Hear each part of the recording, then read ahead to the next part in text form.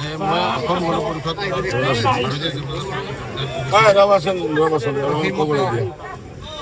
মানে ভাৰতীয় জনতা পাৰ্টীৰ বিশেষকৈ আমাৰ দেশৰ যশস্বী প্ৰধানমন্ত্ৰী নৰেন্দ্ৰ মোদী ডাঙৰীয়া, গৃহমন্ত্ৰী অমিত শ্বাহ ডাঙৰীয়া আৰু অসমৰ মুখ্যমন্ত্ৰী ডক্টৰ হেমন্ত বিশ্ব শৰ্মা ডাঙৰীয়া, ভাৰতীয় জনতা পাৰ্টী অসম প্ৰদেশৰ সভাপতি দিলীপ শইকীয়া ডাঙৰীয়াকে আদি কৰি অসম গণ পৰিষদৰ সভাপতি উৎপল বৰা ডাঙৰীয়া, কাৰ্যকৰী সভাপতি কেশৱ মহন্ত ডাঙৰীয়াক মই প্ৰথমতে মোৰ কৃতজ্ঞতা জ্ঞাপন কৰিছোঁ যে তেখেতসকলে এটা বিশেষ পৰিস্থিতিত এই ধৰণৰ এটা সমীকৰণ প্ৰস্তুত কৰি উলিয়াইছে, যিটো সমীকৰণত মহৎ প্ৰাৰ্থিত্ব তেখেতসকলে প্ৰদান কৰিলে আৰু সেইটো তেখেতসকলে যি প্ৰাৰ্থিত্ব প্ৰদান কৰিলে তাৰ কাৰণে মই তেখেতসকলক ধন্যবাদ জনাইছোঁ। আৰু অভয়াপুৰী যিটো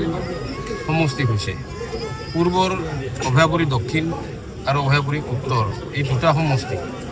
আজি কেইবা বছৰ ধৰি ইয়াত আমাৰ বিশেষকৈ ৰুলিং পাৰ্টিৰ কোনো MLA নাই, যাৰ কাৰণে এই সমষ্টিটো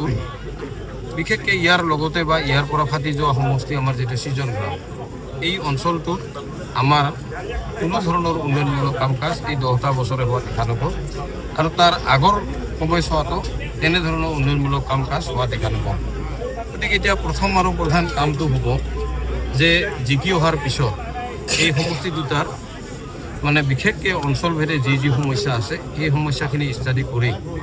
মই কেনেকৈ সেইখিনি সমাধান কৰিব পাৰোঁ তাৰ কাৰণে প্ৰচেষ্টা চলোৱাটো মোৰ প্ৰথম কাম। এইটো মই নিশ্চিতভাৱে ক'ব খোজোঁ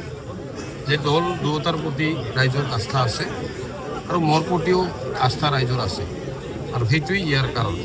আমি 60,000ৰ ওপৰৰ মানে ব্যৱধানত আমি বিজয়ী হ'ম। আজি অভয়াপুৰী সমষ্টিৰ সমূহ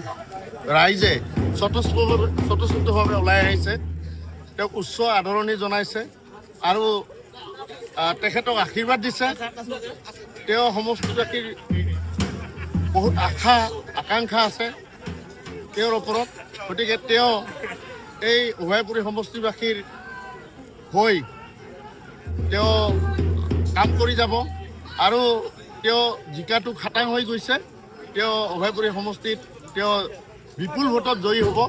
আৰু তেখেতক ৰাইজে আজি আশীৰ্বাদ দিবলৈ সমগ্ৰ ৰাইজে আজি অভয়াপুৰীবাসী ৰাইজে ওলাই আহিছে।